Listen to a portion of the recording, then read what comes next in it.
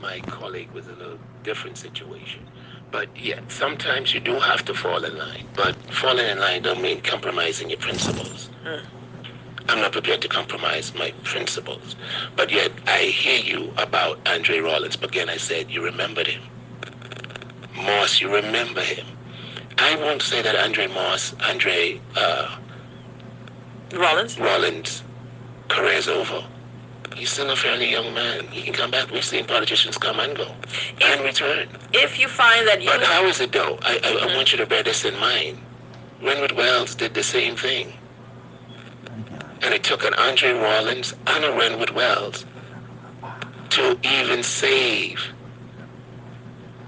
my present prime minister from a situation, and they were doing the same thing. Now, I'm not going to burn the bridge. And so for those of you listening to me as part of the party, I'm not trying to burn a bridge. I'm trying to clear it to allow some people to walk over who deserve to walk over. Like who? Like people who've been fighting for this party for years and still can't move forward. Are we making new millionaires, or we just continue to empower the same millionaires? We're enriching the same people. Bring some people along. How is it that we get up, we walk, and this is what I'm trying to say to some of my colleagues. Man, you're going out there, you know. Before May 10th, you was eating corned beef and sardine too. Now that they put you in a position to eat steak, you don't even want to give the people a piece of chicken leg? Them same people you walk on to get up, you're going to meet them on the way down. And then my fate is in the hands of God. Naja. God is my source. Everything and everyone else is a resource. God is my source. So at the end of the day, if God wants me out, I'll be out. And if he wants me in, I'll be in. My faith is in God. And my fate, F-A-T-E, remember this, Minister Wells, is in the hands of the Bahamian people. As it stands, you are in your purpose, you believe. This is what you are doing is what God has given you the boldness to do. He has. And I hear people saying it's refreshing, but to me, they don't understand. This is ministry. This is ministry. And I often move in the prophetic. So what you see now happening is like Elijah having to deal with King Ahab and say, listen, this is what the Lord's saying. This is what's going on here. This should be about the people, not about us. This is what we promised. Why am I wrong for reminding you what we promised? Why am I wrong for saying, this is what we supposed to be doing? This is what you said. Remember now, my leader went away in Peru. He talked about us being corrupt. And we all know Peru is one of the most corrupted nations, but don't put that on him. That was the theme of whatever he went to deal with for that time. But then when he returned and the media asked him, his response was, I would rather be punched in the face with the truth than to be kissed with lies.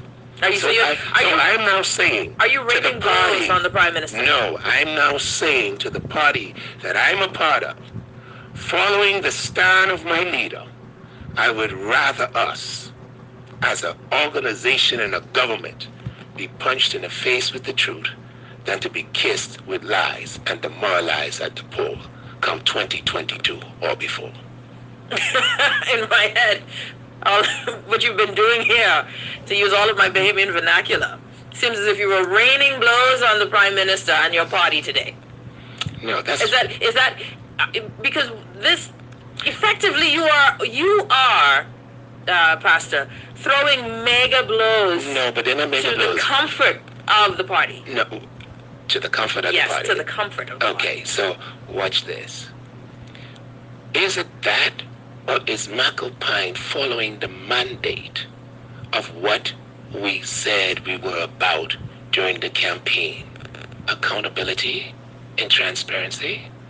Is Mac really calling us to account and to be truly transparent?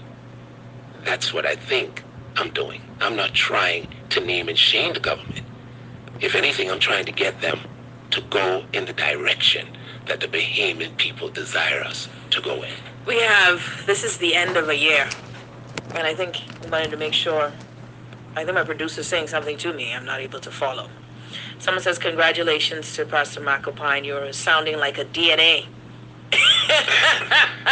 It is the DNA that talk about creating new Bahamian millionaires. No, I'm not trying to sound like a DNA. I'm an FNM who expose certain views that are exposed throughout the community and the nation. If you find, and because we've seen it especially within the last tenure of the former administration, and with this prime minister as opposition leader, we found factions. We found the breaking of what is considered neatly packed party or House of Assembly, where members would cross the line or members would defect or become independent. We've seen this happen. What would be the straw for Fredrick McAlpine that would make him determine, I cannot be a part of this institution? That would be something I'd have to pray about. I'm still trying to create change within rather than walking away. And it's more effective. Because we've often heard people just walk away. I'm trying to fight, change this thing. People need to change, and the problem is we need to change in both parties. Need change from within. We must stop this archaic, self-indulgent type of attitude. We are the servants of the people. We're not here to be served. What was your most, within this year, the one thing that you were proudest of being a member of parliament so far this year under this administration? The fact that murders are down. It doesn't sound like the wild, wild west. I don't hear 3 and 4 murders a night.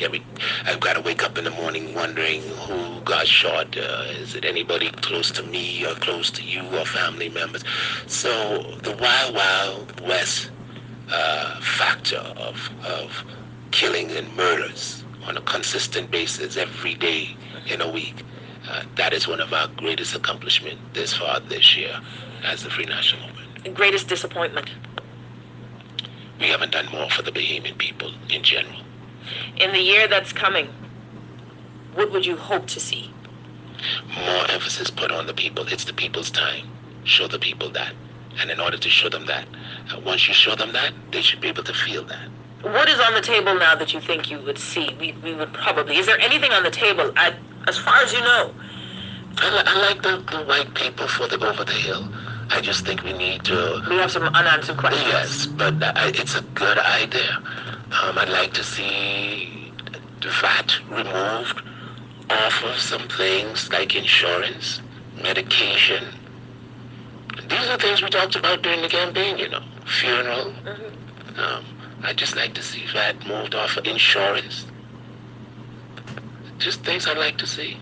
You said you expressed your feelings clearly, as ever, with Oban, regards to Oban. You've spoken about immigration issues and intimating that we have not come even close enough to dealing with it.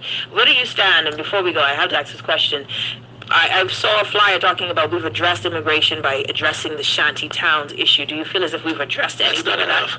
We're going to have to deal with Article 7 in the Constitution. We're going to have to make it a little bit more easier for people to recognize as to who can be a citizen and what can determine one to be a citizen in this country.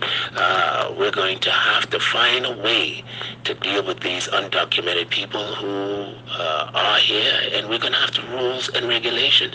And documenting them might also mean because you're documented and you're here, may not mean that you have the automatic right to vote.